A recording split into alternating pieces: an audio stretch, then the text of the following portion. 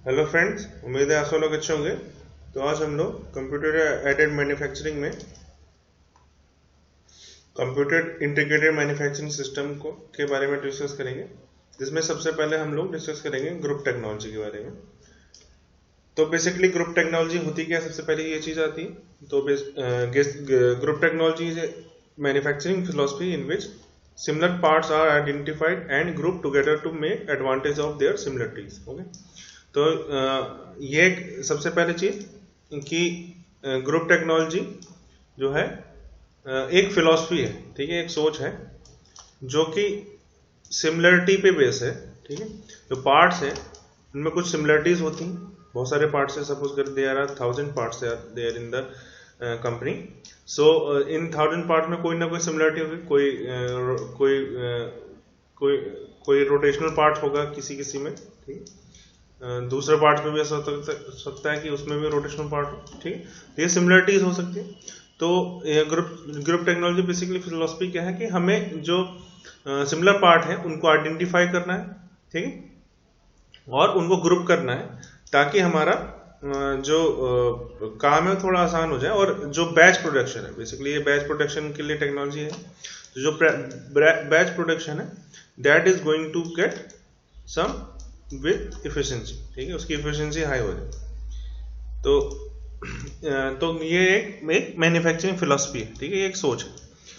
जो हम different part को ग्रुप करते हैं, सब उसके लिए दो दो या हमारे पास 1000 पार्ट है, उनको हमने ग्रुपिंग करी और इस 1000 पार्ट्स को हमने 20 ग्रुप्स में कंडस्टिंग के अंदर ग्रुप कर दिया, ठीक है। तो these 20 are called your part families.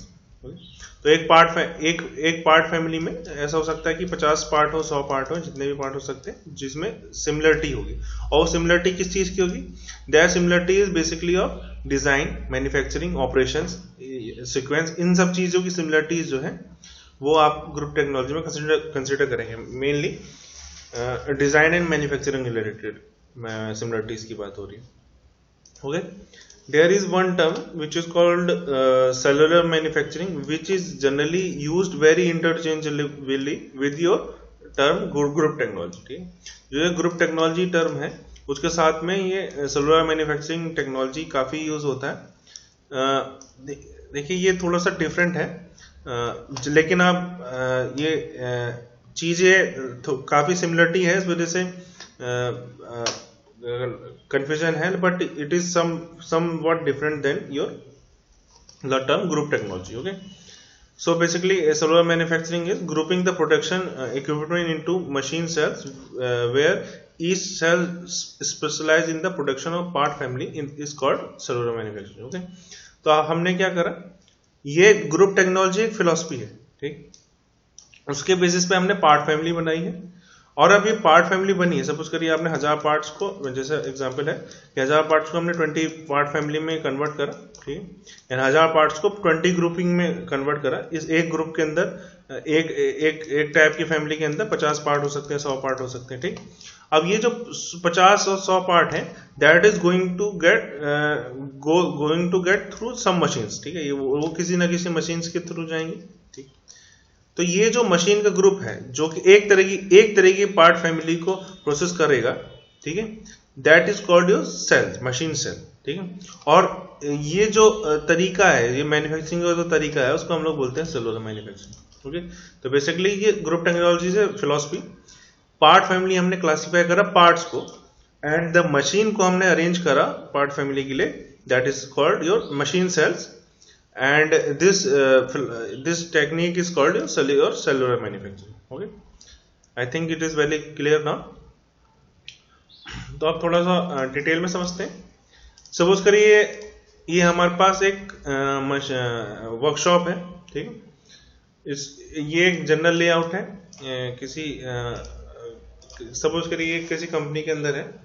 तो इसमें जो सिमिलर कलर के दिख रहे हैं आपको, ऑरेंज कलर का है, ब्लू कलर का है, पर्पल पिंक कलर का है, these all are similar type of machine, ठीक, ये एक ही तरह की मशीन हैं, ठीक। तो 1, 3, 2 और 11, 12 and 13, these are 1, 3, 2 are some similar type of machines and 11, 13 and 12 are similar type of machine, ठीक। तो सपोज करिए ये this a part is going to move from 1 to 11 and 11 to 4, then 4 to 14, then 14 to 9, and then 9 from 9 it is going to be going for 10, and 10 then from 10 it is going out of the assembly system. ठीक है, तो इस तरह से ये manufacturing हो रही है कि ए पार्ट जो है इस तरह से रूट करके गया। ठीक, अब इसमें नुकसान क्या है, देखिए सबसे पहली बात कि हमें मटेरियल हैंडलिंग बहुत ज़्यादा करनी पड़ रही है कि ए जो है पहले इस शॉप से इस वाले पोर्शन कंपनी के इस पोर्शन से इस पोर्शन में गया। ठीक है, फिर उठ के इस पोर्शन में गया। ठीक, उसके बाद ये उठ के इसके बाद इस वाले पोर्शन में गया, फिर इसके बाद इस वाले पोर्शन में गया, then it is going to be out. Okay, तो इसमें मटेरियल जो है काफी दूर तक ट्रेवल करना पड़ा। और अब इसमें एक और चीज ये है, क्योंकि हमें पता है कि जो मटेरियल हमारा जो ट्रेवल करेगा that is going to travel a lot of distance, तो हम क्या करेंगे, एक बैच साइज को बढ़ाने की कोशिश करेंगे। बैच साइज मतलब एक बैच में सपोज करिए 20 पार्ट्स थे, तो हम कोशिश करेंगे ज्यादा से ज्यादा पार्ट्स हमारे एक बार में चले जाएं, ताकि हमें बार बार उसको एक सेक्शन से दूसरे सेक्शन में ले जाने में टेंशन ना लेनी पड़ती। तो हम कोशिश करेंगे ज्यादा से ज्यादा हमारे जो पार्ट्स है वो चले जाएं। ठीक है, तो जो बैच प्रोडक्शन का जो ऑप्टिमम जो था वो हम क्या पता है ऐसा कर सकते हैं कि जो ऑप्टिमम साइज था उसको लूज कर दें। ठीक, तो हमें बैच साइज बड़े बनाने पड़ेंगे, मटेरियल जो है काफी दूर तक ट्रेवल करेगा। ठीक है, तो ये जो है इसको बोलते हैं फंक्शनल लेआउट, जिसमें जो हमने मशीन्स वगैरह रखी हैं उसमें हमने क्या करा, मशीन को उनके फंक्शन के अकॉर्डिंग चीजों जगह पे रखा हुआ है। ठीक, this is not a cellular layout. On the other hand इसी इसको हम लोग अगर इस तरह से देखें कि हमने क्या करा, जो ए टाइप ऑफ वो है, अब इसमें एक चीज बता दूं, ए इज योर एक पार्ट फैमिली है। ठीक है, A is your part family. A part family से मतलब ये कि इसमें 50 तरह के पार्ट्स होंगे। ठीक, 50 पार्ट्स होंगे जिसमें कुछ ना कुछ सिमिलरिटी होगी तब, और सिमिलरिटी है इसी वजह से वो एक तरह की मशीन से पास आउट हो पा रहे हैं। ठीक है, तो बेसिकली ये यहाँ पे हमारे पास एक सेलुलर लेआउट है। तो इसमें हमने क्या करा, जो ए टाइप ऑफ पार्ट फैमिली है उसको एक तरह के सेल के अंदर से ही पास कर रहे हैं। ठीक है, तो इससे फायदा क्या है कि जो हमारे ये सेल्स हैं डेट इज एक जगह पे है, इसमें हमारा मटेरियल जो है काफी ट्रेवल नहीं करना पड़ रहा है। ठीक, और दूसरी बात ये है कि हमें पता है कि क्वालिटी भी इंप्रूव होगी। कैसे क्वालिटी इंप्रूव होगी, देखिए हमारी इस वाले फंक्शनल लेआउट में क्या प्रॉब्लम है कि जो ए टाइप ऑफ पार्ट्स हैं दैट इज गोइंग फ्रॉम 1, और 1 से लेकर ये जो लास्ट में ए तक जा रहा है, इसमें जो प्रोसेस है that is going to be quality controlled, but in case of this you can control the quality of this whole cell. ठीक, क्योंकि यहाँ पे आप किसी की क्योंकि ए जो मशीन सपोज करिए मशीन सेकंड है, उसमें दो तरह के बी भी आ सकता है, ए भी आ सकता है। ठीक है, तो वहां पे जो क्वालिटी है that is not controlled by your individual, मतलब पूरे कोई किसी की जिम्मेदारी नहीं है उसमें, बस प्रोसेस की जिम्मेदारी है। अगर प्रोसेस सही रहती है तब क्वालिटी सही रहेगी। But on the other hand the quality of the product may be better in case of cellular layout because the overall efficiency of the portion machine cell, इसको हम लोग क्या बोलते हैं, सेल, मशीन सेल बोलते हैं। ठीक है, machine cell is going to be improve. अब मशीन सेल ये है आपका एक मशीन सेल। ऐसे सिमिलरली हमने दूसरे B type of part family के लिए सेकंड मशीन सेल बना लिया, सी टाइप के पार्ट के लिए हमने तीसरा मशीन सेल बना दिया। तो बेसिकली ये क्या है, एक कंपनी थी XYZ, सपोज करिए X कंपनी थी, उसके अंदर में तीन तरह के सेल बना लिए, और ये एक इंडिविजुअली काम कर सकते हैं। आप इसको अगर उठा सकें तो एक जगह से दूसरी जगह रख दें अगर, देन ये जो है इंडिविजुअली काम कर सकती है। ठीक, जबकि फंक्शनल लेआउट में ऐसा नहीं है। तो इसको कई बार जो सेलुलर मैन्युफैक्चरिंग या सेलुलर लेआउट है उसको कंपनी इनसाइड एक कंपनी भी बोलते हैं, क्योंकि ये जो कंपनी है एक अपनी ही ये जो मशीन सेल है that is going to be work individually.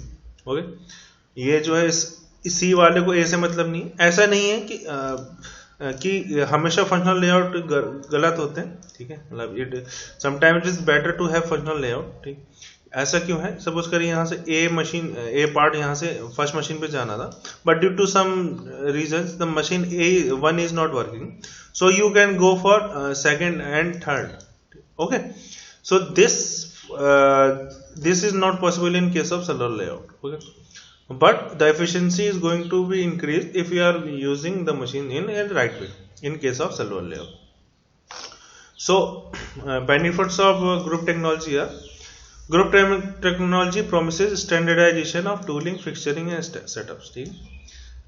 जो ग्रुप टेक्नोलॉजी है GT जिसको बोलते हैं शॉर्ट फॉर्म में, वो स्टैंडर्डाइज करेगा टूलिंग को, फिक्सचर्स को, सेटअप को, ठीक।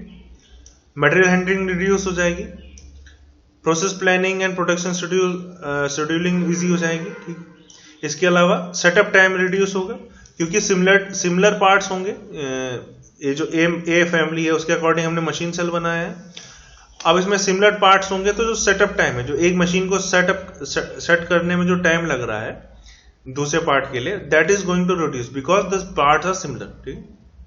So setup times are reduce, resulting in lower manufacturing lead time, ठीक है। टोटल मैन्युफैक्चरिंग लीड टाइम कम होगा। Work in process it is going to be reduced. Worker satisfaction improve होगा, क्योंकि उनको एफिशिएंसी बढ़ेगी और वो एक तरह के प्रोडक्ट बनाएंगे तो उनका एक्सपर्टाइज हो जाएगा, ठीक। So worker satisfaction is going to increase और हाई क्वालिटी का हमें काम मिलेगा, ठीक है, by applying group technology. So these are the some of the benefits of group technology. Now जो हम पार्ट फैमिली बनाते हैं, that is mainly depends on two thing. First one is your design attributes and second one is your manufacturing attribute. Design attributes में क्या क्या आता है? Geometry and sizes, इस तरह की चीजें आएंगी। और मैन्युफैक्चरिंग एट्रीब्यूट्स जो हम एक पार्ट फैमिली बनाते हैं तो उसमें मैन्युफैक्चरिंग एट्रीब्यूट्स में क्या आएगा?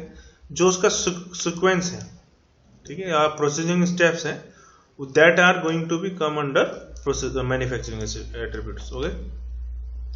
सो अब हमारी एक कंसर्न है कि हम ग्रुप टेक्नोलॉजी को अप्लाई कैसे करें, ठीक है। So there are 3 basic ways by which you can apply group technology, which is sometimes called GT in short form. The first one is your visual inspection, second is your production flow analysis, and third one is your part classification and coding. So we are going to learn in brief how this group technology is going to applied in the industry. So first one is visual inspection. This is very simple कि आप जो visual inspection में क्या करेंगे कि हम जो parts हैं उनको देखेंगे अपने आंखों से, या फिर उनकी फोटोग्राफ्स को देख के पार्ट्स को क्लासिफाई करने की कोशिश करेंगे डिफरेंट पार्ट फैमिली में, okay.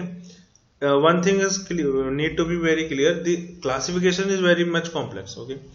So it is better कि you have some type of procedure to apply the group technology. This is one of the very complex thing in अगर जब इंडस्ट्री में देखें आपके पास 10,000 पार्ट है सपोज करिए, ठीक है, उनको आपका ग्रुप 30 से 40 या 50 या 100 ग्रुप पार्ट फैमिलीज में कन्वर्ट करना है, तो इसको आपको काफ़ी अच्छी समझ होनी चाहिए इस चीज़ की कि आपको क्लासीफाई कैसे करना है और मतलब ग्रुप कैसे बनाना है पार्ट फैमिली का, ठीक है, क्योंकि it is a very tedious and time consuming task, okay. So first one is visual inspection, जिसमें हम लोग क्या करते हैं, किसी पार्ट्स को फिजिकली देखते हैं या फिर उसकी फोटोग्राफ देख के उसको क्लासिफाई करने की कोशिश करते हैं। Second one is production flow analysis. So production flow analysis का थोड़ा सा बेसिक्स देख लेते हैं। तो basically production flow analysis is a method for both identifying part family, ठीक है, and associated grouping of machine tools, ठीक है। तो हम इसमें क्या करते हैं प्रोडक्शन फ्लो एनालिसिस में कि इसमें पार्ट फैमिली और मशीन टूल्स यानी मशीन्स को ग्रुपिंग करने की कोशिश करते हैं। सबसे पहले चीज कैसे करेंगे हम उसको, तो इसमें सबसे ये स्टेप्स हैं, there are 4 steps, basic steps of production flow analysis. First one is data collection, second one is sortation of process route, third one is production flow analysis chart and last is your cluster analysis. Okay, so basically सबसे पहले हम क्या करेंगे कि हम data collect करने की कोशिश करेंगे। डाटा में क्या कलेक्ट करेंगे, जो भी सपोज करिए एक पार्ट है, हमें क्या करना है, हमें ग्रुप टेक्नोलॉजी के लिए पार्ट फैमिली बनानी है। ठीक, तो हम लोग क्या करेंगे, एक कोई पार्ट है उसका पार्ट नंबर लेंगे। ये बेसिकली क्या करेंगे, ये कहाँ से लेंगे, ये हमारे पास एक रूट शीट होती है। ठीक, की रूट शीट में क्या होता है, रूट शीट में हमें ये पता चलता है कि जो ए पार्ट है वो मशीन सबसे पहले लेथ में जाएगा। ठीक है, उसके बाद लेथ के बाद मिलिंग में जाएगा। ठीक है, मिलिंग के बाद कहाँ जाना है, ये कहाँ जाना है, ये जो रूटिंग वाली चीज है, that is you can get from the route sheet. ठीक है, और प्रोसेस फ्लो शीट भी बोलते हैं इसको कई बार, और भी बहुत सारे नाम होते हैं इसके। सो लेथ है, मिलिंग है, ये जो चीज है, ये जो पार्ट है उसके करस्पॉन्डिंग यहाँ पे हमें लिखा होगा पार्ट नंबर। सपोज के 1 2 3 पार्ट नंबर है, that you are going to get from this 1 2 3 part number है, और कौन कौन सी मशीन से जाना है ये पार्ट, ये हमें पता लग जाएगा from the route sheet. Okay, so this data you are going to collect from the in the data collection portion.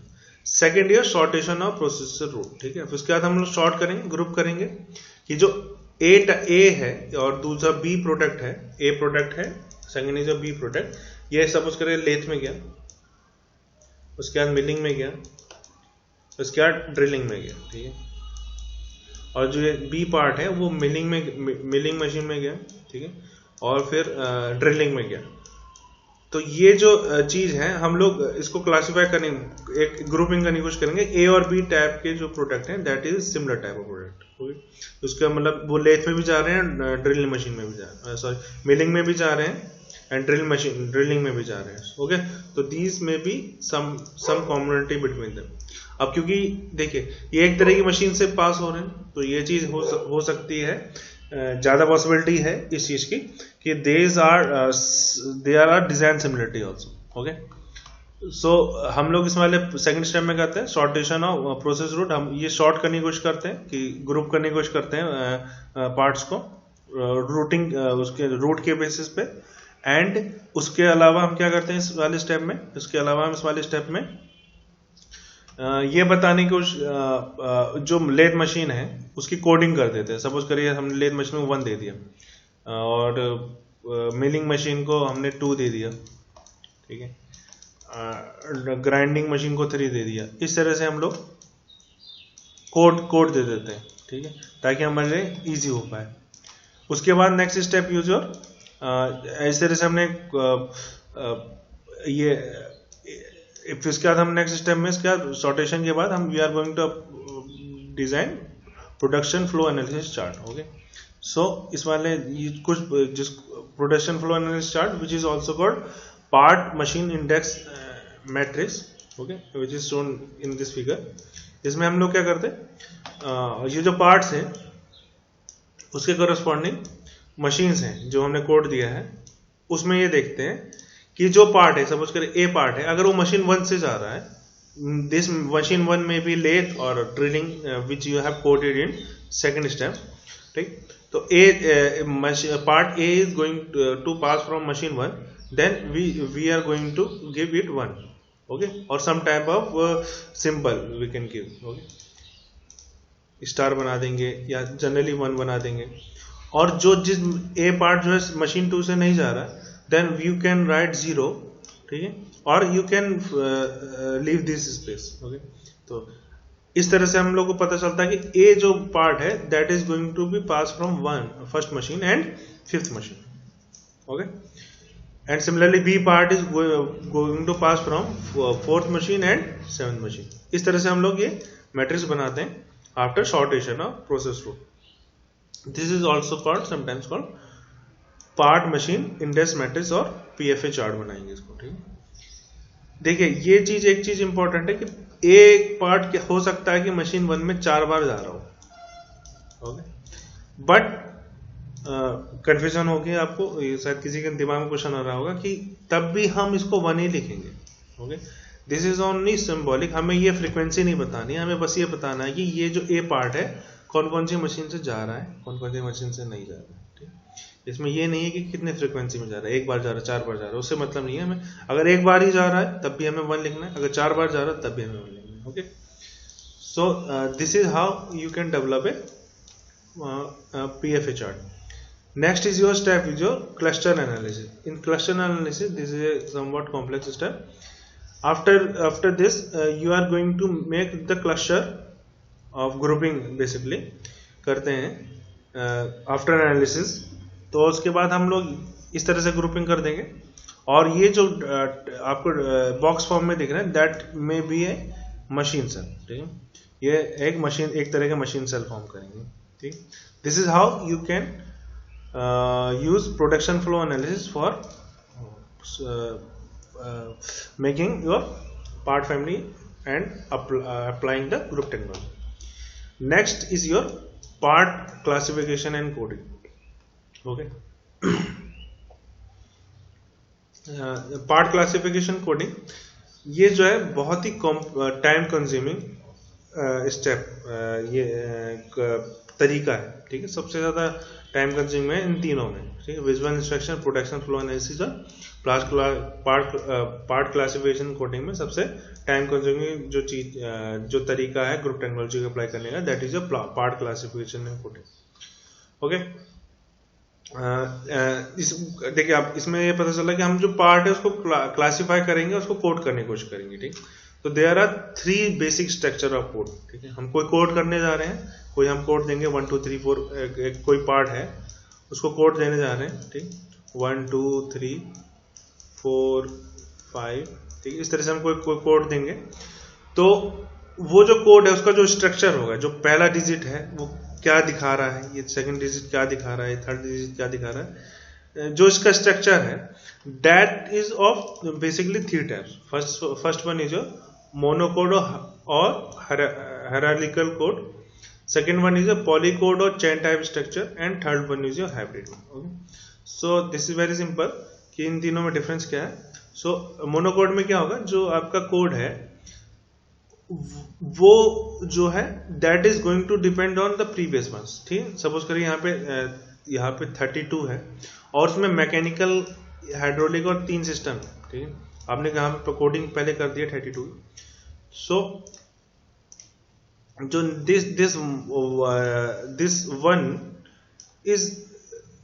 is going to be here, and for hydraulic this is going to be here, and for electrical this 3 is going to be here. Okay, next, अब जब ये हमने coding कर दी, इसके बाद 1 2 3, इसके बाद जो 1 के बाद जो नेक्स्ट डिजिट आने वाली है दैट इज डिपेंडिंग अपॉन कि जो यहाँ पे 1 था, यहाँ पे 2 था, यहाँ पे 3 था। ठीक है, अगर यहाँ पे हमने 3 के बाद 1 लिखा है दैट इज शोइंग कि यहाँ पे ये पावर के बारे में दिखा रहा है। ठीक है, जबकि अगर यहाँ पे हमने 1 लिखने के बाद यहाँ पे 1 लिखा है that is showing mechanical and rotational. ठीक है, तो ये जो नेक्स्ट वाली डिजिट है that is depending upon this digit. Okay, first one is your ये monocode, second one is your polycode in which every digit has its unique characteristic. ठीक है, आपने अगर 1 2 3 है तो दिस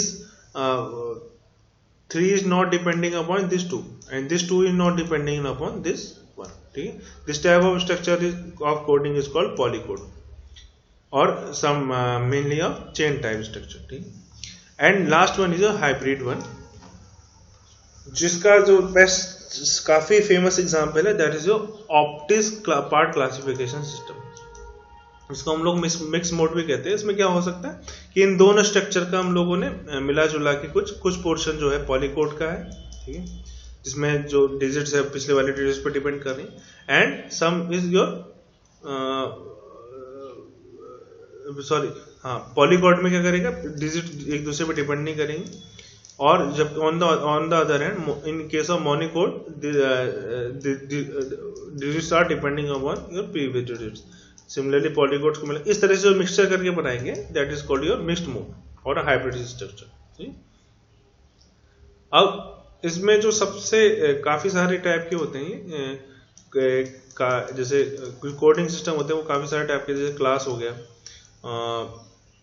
ऑप्टिज पार्ट क्लासिफिकेशन सिस्टम हो गया, ब्रिक्स टाइप हो गया। तो इसमें जो सबसे फेमस है और जो ओपन सोर्स है that is your Opitz classification system. ठीक, ऑप्टिज क्लासिफिकेशन सिस्टम में क्या होता है, there are basically 9 + 5 digits. Okay, 9 + 5 characters. इसमें जो फर्स्ट 9 है जिनमें से जो फर्स्ट 5 है that is your form code. Second, next 4 are showing you supplementary code, and next 4 or maybe sometimes 5 is showing you secondary codes. Okay, तो जो main है इसमें वो सबसे पहले 9 कोड्स होंगे, उसके अलावा ABCD जो secondary codes है that are these combine or primary codes also. These 5 digits, starting 5 digits in case of optics classification system are showing you form code. Okay? Next 4 are showing you supplementary code, and next 4 are showing you secondary code. So form code क्या है, there are includes 5 digits. ठीक है, इसमें 5 digits होते हैं। Describe the primary design attributes of the parts. ठीक, तो design attributes हैं वो दिखाने का काम क्या करते हैं, फॉर्म कोड के थ्रू होता है। Next is supplementary code, indicate some of the attribute that would be used for manufacturing. ठीक, जो मैन्युफैक्चरिंग के एट्रीब्यूट्स है that is shown by supplementary code, and the secondary code is showing the production operation type and sequence. ठीक, production operation type and sequence जो है आपका secondary codes में मिलेगा। Generally secondary codes are company dependent. ठीक, so this is how this is a very large area of study of the classification system. So how जो एक chart है जिसे आप समझ सकते हैं इसको ऑप्टिक्स क्लासिफिकेशन सिस्टम को। So there are starting 9 digits के लिए डिस्क्राइब्ड है। सो अगर सपोज करिए आपने किसी पहले डिजिट में आपने इसमें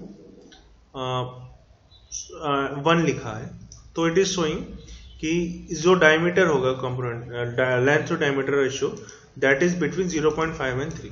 ठीक है, और वो किस तरह का होगा, रोटेशनल टाइप।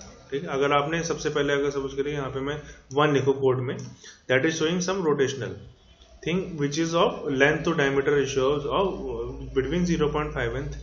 ठीक, इसके बाद आप कोई कोड लिखेंगे, सेकंड लिखेंगे जो एक्सटर्नल शेप दिखा रहा होगा, थर्ड लिखेंगे, सपोज करिए इसमें आपने 5 लिख दिया। ओके, तो ये क्या दिखा रहा है, इंटरनल शेप एंड एलिमेंट दिखा रहा है, और आपने तीसरी डिजिट पे 5 लिखा है। तो ये दिखाएगा क्या बेसिकली, ये चीज दिखाएगा कि जो फिफ्थ है आपने वो जो कंपोनेंट है दैट इज ये सबसे पहले रोटेशनल है। ठीक है, और उसका सेकंड डिजिट से आपने क्या दिखाया, उसका एक्सटर्नल शेप दिखाती है। फिफ्थ से क्या दिखा रहा है कि उसके अंदर जो कंपोनेंट है उसके अंदर होल है, मतलब पूरा का पूरा जो रोटेशनल कंपोनेंट है that is of go through hole, उसके अंदर मतलब पूरा का पूरा होल बना हुआ है, मतलब एक एंड से दूसरे एंड तक पूरा का पूरा। ठीक है, this is shown by your internal shape element. इस तरह से आप जो है पूरी कोडिंग कर देंगे इसकी। ठीक है, this is how the optics classification system. इसके अलावा मल्टी क्लास भी सिस्टम काफी फेमस है। ऑप्टिक्स क्लासिफिकेशन सिस्टम की सबसे फेमस होने का रीजन ये है कि ये एक सबसे पहली चीज काफी पुराना है, उसके अलावा ये जो है ओपन है, कॉमर्शियल नहीं है, ओपन है, that's why this is very famous and old also and efficient also, that's why ये जो है काफी यूज भी करा जाता है। So I think today we are going to end this lecture. These are some of the references which I used to make this presentation, and thank you.